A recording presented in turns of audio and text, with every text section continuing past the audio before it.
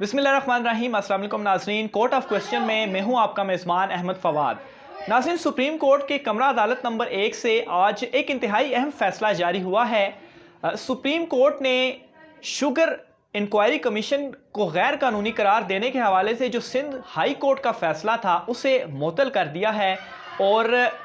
इस केस में जो फरीकैन थे उनको नोटिस भी जारी कर दिए हैं। शुगर इंक्वायरी कमीशन जो था वो क्यों तश्कील दिया गया, इस केस का जो बैकग्राउंड है, सबसे पहले आप जो नाजरीन हैं उनको इस केस का थोड़ा बैकग्राउंड बताता चलूँ। उसके बाद जो आज की कार्रवाई हुई है उसकी जो तफसीलात हैं वो आपके सामने रखूँगा। आपको याद होगा कि जो चीनी है उसकी कीमतों में चंद माह पहले यकदम इजाफा देखने को मिला था। इजाफे के बाद हुकूमत की जानिब से एक कमीशन तश्कील दिया गया था जिसकी जो सरबराही है वो वाजिद ज़िया के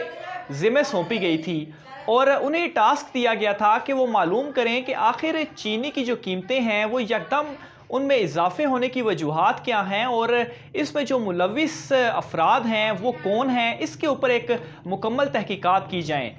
इस कमीशन ने जो तहकीकात की और जो रिपोर्ट थी वो हुकूमत को सबमिट करवाई, जिसमें ज़िम्मेदारानों का जो है वो तयन भी किया गया और ये सिफारिशात भी की गई कि उनके ख़िलाफ़ जो है वो कार्रवाई भी की जाए। जब ये कमीशन की जो रिपोर्ट है वो सामने आई और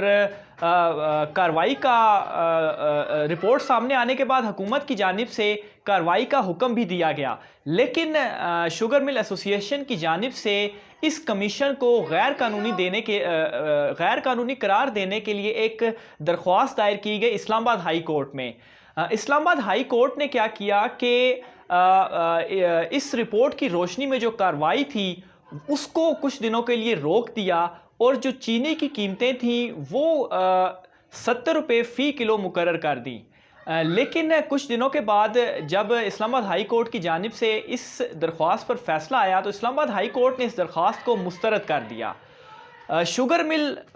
एसोसिएशन की जानिब से सिंध हाई कोर्ट में भी एक दरख्वास्त दी गई थी और सिंध हाई कोर्ट में भी दरख्वास्त यही दी गई कि ये जो कमीशन है इस कमीशन को गैर कानूनी करार दिया जाए। सिंध हाई कोर्ट ने शुगर मिल एसोसिएशन की इस दरख्वास्त को मंजूर किया और इस कमीशन को गैर कानूनी करार देते हुए अपने फैसले में ये कहा कि नई आज़ादाना तहकीकात की जाएं और इस कमीशन की रोशनी में जो कार्रवाई है वो ना की जाए।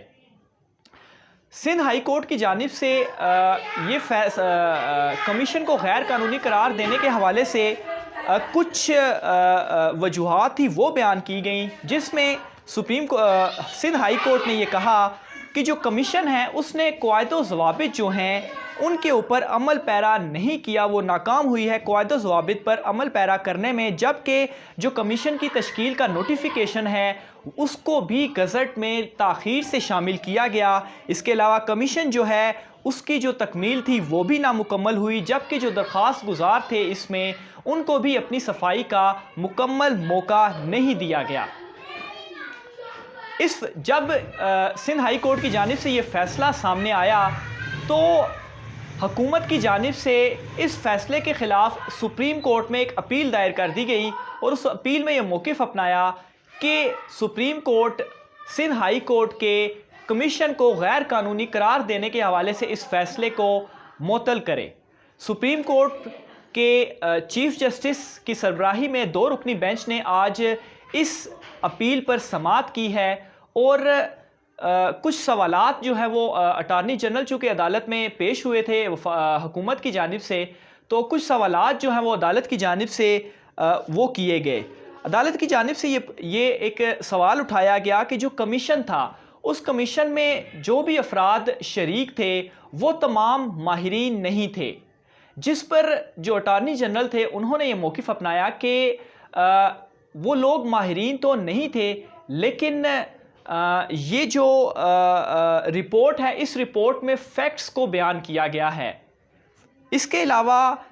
इस रिपोर्ट में कोई सज़ा जो है वो तजवीज़ नहीं की गई। साथ में अटॉर्नी जनरल ने ये भी कहा कि बाद में ये जो یہ جو تحقیقات آگے چلیں گی تو اس میں مزید جو ہے وہ تحقیقات ہوں گی، اور اس میں مختلف محکموں کو بھی شامل کیا جائے گا، جس میں FBR اور FIA بھی جو ہے وہ شامل ہے۔ اس کے علاوہ ایک اعتراض کے جواب میں اٹارنی جنرل نے یہ بھی بتایا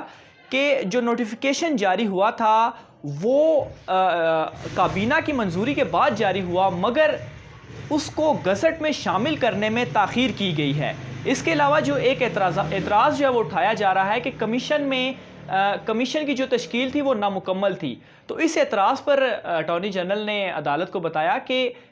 کمیشن جو تھا وہ مکمل تھا، اور جس ایک نمائندے کے اوپر اعتراض کیا جا رہا ہے اس نمائندے کو بھی کمیشن کا حصہ اسی وقت بنا دیا گیا تھا، لیکن اس کی جو منظوری تھی وہ اگلے دن ہوئی۔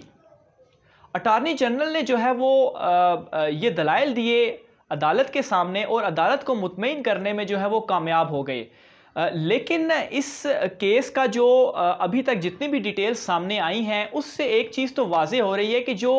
شوگر مل ایسوسی ایشن ہے ان کا یہ موقف ہے کہ جو یہ کمیشن ہے اس کمیشن کو غیر قانونی قرار دیا جائے، اور اس کمیشن کی جو بھی رپورٹ ہے، جو بھی فیکٹس فائنڈنگ ہیں، جو بھی سفارشات ہیں، اس کی روشنی میں کارروائی نہ کی جائے، جبکہ وفاقی حکومت کی جانب سے جو اٹارنی جنرل آج پیش ہوئے انہوں نے بھی جو دلائل دیے اس کی روشنی میں یہ بات کہی جا سکتی ہے کہ حکومت یہ چاہ رہی ہے کہ یہ جو کمیشن ہے، چونکہ یہ کمیشن میں جو بھی چیزیں بیان کی گئی ہیں وہ فیکٹس ہیں تمام، تو ان فیکٹس کو ری چیک تو کیا جا سکتا ہے، اور جو ان کا اعتراض ہے اس پر یہ جو تحقیقات ہیں وہ FIA اور FBR اور مختلف محکموں کو دے کر تو مزید اس کے اوپر تحقیقات ہو سکتی ہیں، لیکن اس رپورٹ کو بھی شامل کیا جائے۔ اس پر آج سپریم کورٹ کی جانب سے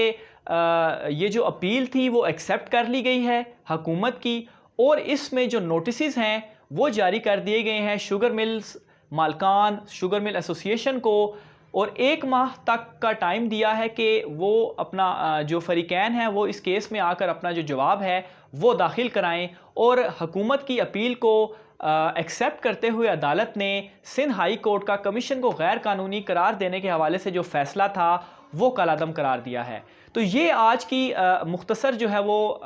سماعت تھی سپریم کورٹ میں یہ ہوئی۔ اس کیس کا جو بیک گراؤنڈ تھا وہ آپ ناظرین کے سامنے رکھا۔ امید ہے کہ اس ویڈیو سے آپ کو یقیناً کچھ انفارمیشن جو ہے وہ ضرور ملی ہوگی۔ اس کیس میں مزید فردر کیا ہوتا ہے، کیا کارروائی ہوتی ہے، جو شوگر مل ایسوسی ایشن ہے ان کا کیا موقف سامنے آتا ہے، اس حوالے سے بھی مزید جو ہے وہ آپ کو آگاہ کرتا رہوں گا۔ آج کی ویڈیو کے لیے اتنا ہی۔ اپنے میزبان احمد فواد کو اجازت دیجیے۔ اللہ حافظ۔